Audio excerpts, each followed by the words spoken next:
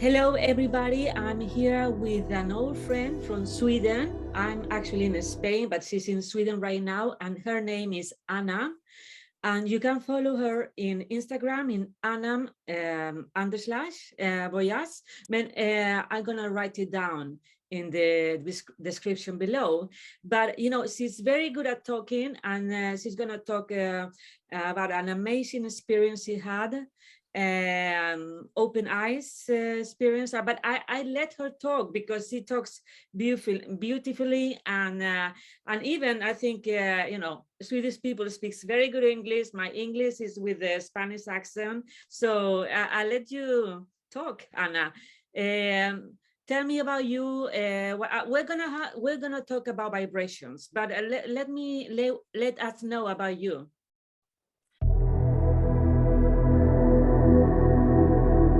Well, first of all, thank you so much for having me on your channel, Isabel. I really like the way that you are communicating to the public, and I'm really happy to be a part of it. And I'm happy to share the knowledge that I've acquired since traveling alone in 55 countries or maybe more. So it's been a long journey for me, but it's been worth it because you discover things when you put yourself out there in the world. So my name is Anna Boyas, thank you. And you guys can follow me on Instagram, where I will post updates later on what my contribution can be further on in the world. But right now I'm happy to talk to you, Isabel, about the amazing thing that is the energy shifts that I've experienced myself.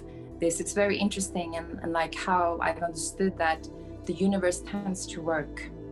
And therefore I want to share this knowledge and an experience that I had. I've had several experiences about these energy shifts.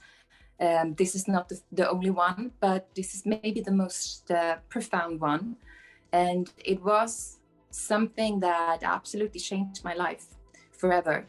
I was in a biking accident. I was doing this mountain biking trip in the north of India when the bike malfunctioned and my bike flipped, and I landed on my neck and my face, and I absolutely destroyed my face. I destroyed my neck. It was compressed, and I was broken, both inside but mainly outside. And other things happened that really contributed to a terrible karma, that I can only see that we go through things, but we have to understand the reasons behind it. When you're in it, you don't understand always. But what you can trust is that I have seen how energy shifts, that when you're in a bad situation, if you go with the flow, it turns out in the opposite. So after rain comes the sun. Everyone knows this saying, right? That we can't lose hope. That is the last thing that leaves us, is the hope. So this is what I want to share, like what my own experience and how I've understood it afterwards, what really happened. Because afterwards I came to this little mountain village, and I met one of my best friends still today. She's my soul sister. I wouldn't have met her if I had given up, and I would have gone back to Sweden, and I would have felt broken and continued that negative spiral, but I stayed. And this is what I want to say, Isabel, to you and your viewers, that I want to, if I can inspire anyone with my stories, which I will share in my Instagram account and later on my own channel, is that I want to just contribute with what I've understood. And what happened was actually that before my trip, and when I met Isabel, by the way, in Stockholm, it was just before that trip. We did talking. She did a very nice blog about me and my eye-opening experiences, my travels. So I put out there that I wanted, if possible, I asked the universe, please let me meet the Dalai Lama, the spiritual teacher of Buddhism, if it's possible. But I had no plan, nothing. I left it all to the universe. And little did I know that I would heal that much when I still was in this little mountain village. Someone told me, you know, you're just in time. If you go now, there's a bus to Dharamshala, and Dalai Lama will hold teachings. And so I, of course, put myself on that bus. I went there, and I managed to still have somehow this beautiful, because good things happened to me afterwards too. So I had this curiosity still, this openness, this willing to still explore and talk to people. So I met a monk that was from Australia, but he had participated in the Vietnam Wars, and he was there as like learning more about spiritual knowledge and maybe doing more good for himself and for people. And I felt that he was an interesting person. So I made friends with him. And at the first day of the teachings, I went to the temple and was so excited to listen to the Dalai Lama. But I noticed that everywhere there was cardboard with people's names on it. And I didn't have anyone. So I asked him, and I'm like, I don't understand where I'm supposed to sit. And he said, oh, you should have gone one day before and put your name on it, and that's your seat. And I was almost about to cry, Isabel. It was like, I couldn't believe I went through this horrible accident where I broke myself and I got robbed and badly treated. And I came there with the hope in my heart to see the Dalai Lama, and I wasn't going to be able. So he said this, he said, just wait, I will see what I can do. And so I kept my hope, and he knew this Japanese translator that was so sweet and kind to let me sit next to her. And so I managed to go from not having a place at all and going through the worst horrible time in my life to sit in the front row of this special occasion. And when Dalai Lama comes, he actually walks just by us, and he stops and says hello to this nice lady. And I got the chance to meet him. So somehow I manifested, or I'm thanking the universe for it was possible for me to also have maybe one of the best experiences of my life. And this is what I want to say to your viewers, that never give up hope and try to keep your mind, I've understood, in a curious state, because that's where we have higher vibration. And when we have a higher vibration, when we continue to believe that good can come, that the sun will break through, it actually can. And if we don't, then we stand in the way of that flow to happen. Then we let the mind, as I know you know a lot about, Isabel, the way that our mind can control us, and it can get us into worrying, and worrying leads to fear. And when we're in a fear state, we can't receive. May I say, do you mean like in a way you're letting go of the fear, the worry? Absolutely. It is actually, this is a good way to put it. I would say I use curiosity. Like, that's the reason why I did all these eye-opening experiences, these travels around the world, because I knew I needed to explore, and needed to explore my own situation, my own backpack of experience, and I needed to add new ones. And what I did with that is that I used curiosity as a fuel, you could say, and my need to understand and explore. So I tricked my mind not to exactly, I let go of things that worried me. I let go of that fear state of mind, and I replaced it with that curiosity. That means I've understood, let's use, now it's Easter, so let's use one of our most important spiritual teachers of all times, Jesus Christ, as the one who actually explained it the best. And in the Bible, it says, you cannot enter the kingdom of heaven if you don't have the mind or the state, I would say, as a child. And I believe this is what Jesus meant. I believe that it meant that you have to be in a curious state of mind. That means letting go of things, not be controlling, And also, it's also not having a judgmental point of view, but being open-minded instead, being curious, what could this be, you know? So that's what I've experienced. Yeah, at the same time, you stay true to yourself. Exactly. You stay true to yourself. Yeah, very important too. You have to have that true dialogue inside of yourself, and know thyself. Also, one of the best saying I think there is, if there's any life rule I live by, I don't know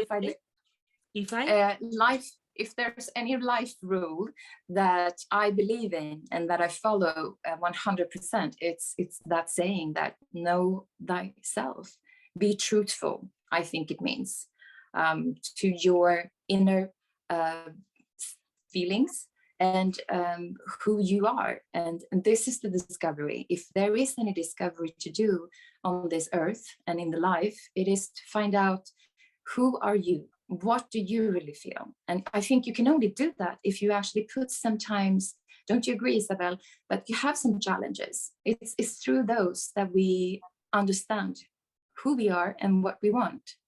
Exactly. Yeah.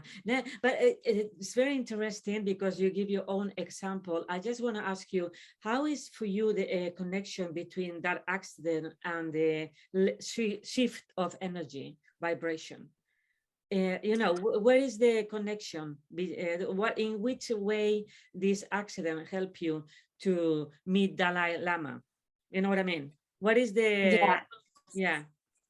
I think that the mechanism in the universe is like, as I said, the old sayings that we have, there's a lot of wisdom behind them. If we really stop and think, we understand that there is this reason why we go on saying that. And I think that it represents that in the universe, everything that exists because the opposite exists. So light cannot exist if we don't have darkness. So it's a necessary evil, so to speak, and therefore there is injustice in the world. There is egoism. There's a lot of pain. There's suffering. I guess it's that. Why does it exist? Because unfortunately, if it doesn't exist, also the opposite, the good, cannot be manifested. So I think that this is the key to remember, that when you go through a very hard challenge like I did, and it was definitely very serious. Doctors have said to me afterwards, the accident was unfortunately very serious. Yeah. The way that I landed on my neck, and I had the ground hitting me on the head. So I'm compressed, and my back looks like an S. Now, so I don't have scoliosis, but it's the compression, and it means I have pain if I don't take care of my body, but I didn't die, and that's the main thing. I felt I had protection in that very moment that I was on the ground in the north of Himalayas, the foothills of the Himalayas in the north of India. But I would say that it definitely took my life in a different direction. It was a very painful one. But the further you go in one end, it also can go in the opposite end. So to remember that, like, this is what I want to give hope to the viewers, that through my own life and experience, where I could have lost my life, I could have been paralyzed, but now I ended up having somehow help from above to be able to just handle this injury for the rest of my life. But I'm perfectly fine. But I was broken inside, and that's always the hardest part, is to overcome what happens inside.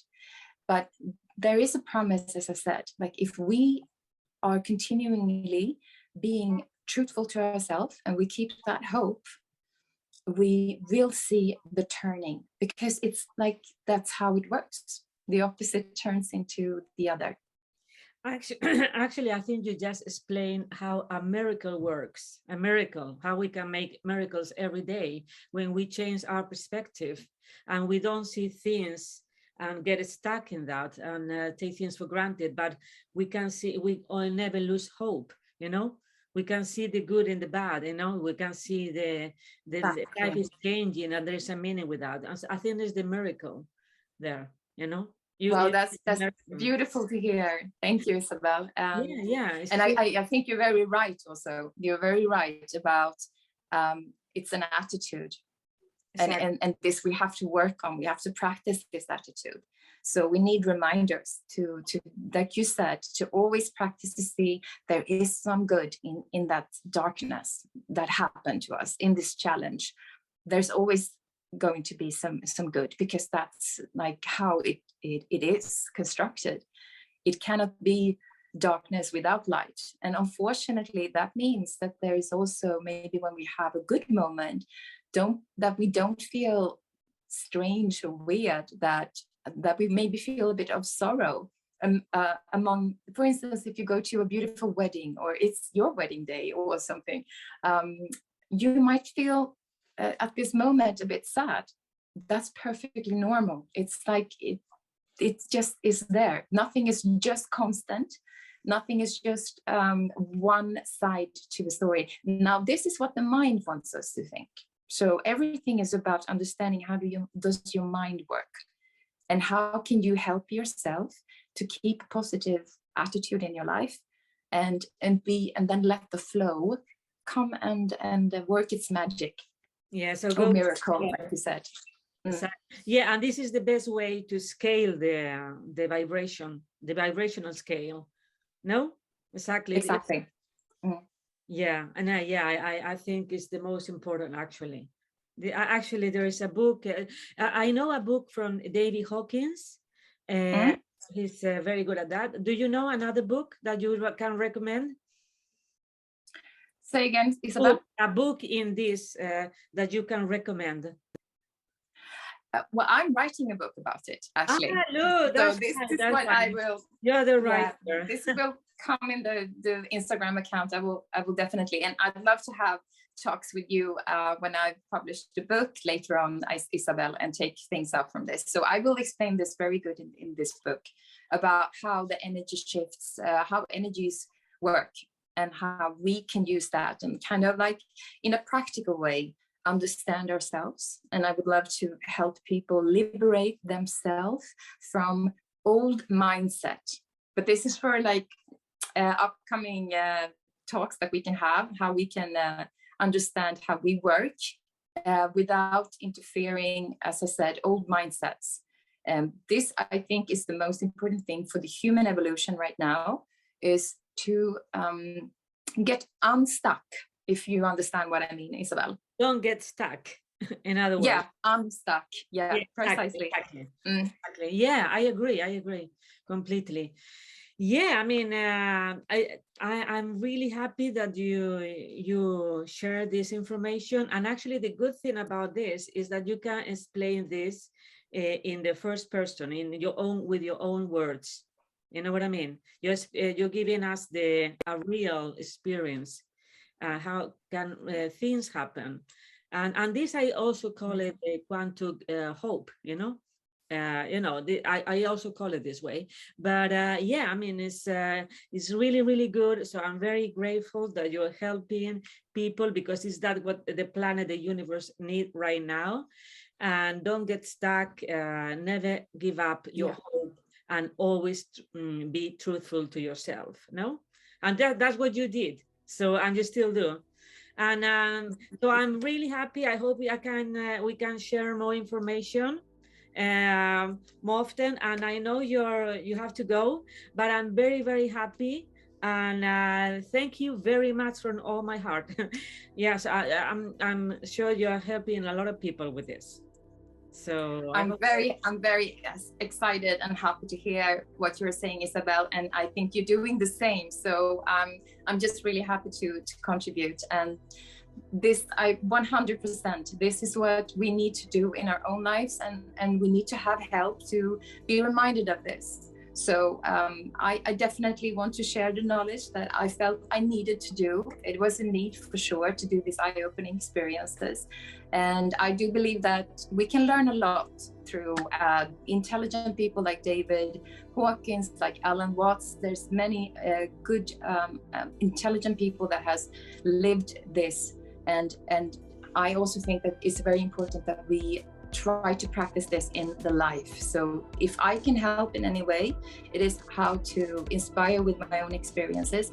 And I want to try to help to give practical tips, like how do we apply this, right? So we can make a difference in the world. And open the eyes. And open the eyes, absolutely. Yeah, well, thank you so much for having me, Isabel. And see you soon again. See you soon, and thank you very much. Thank you for the click. Yeah, of your mind. Bye. Have a good day. Bye. See you. See you.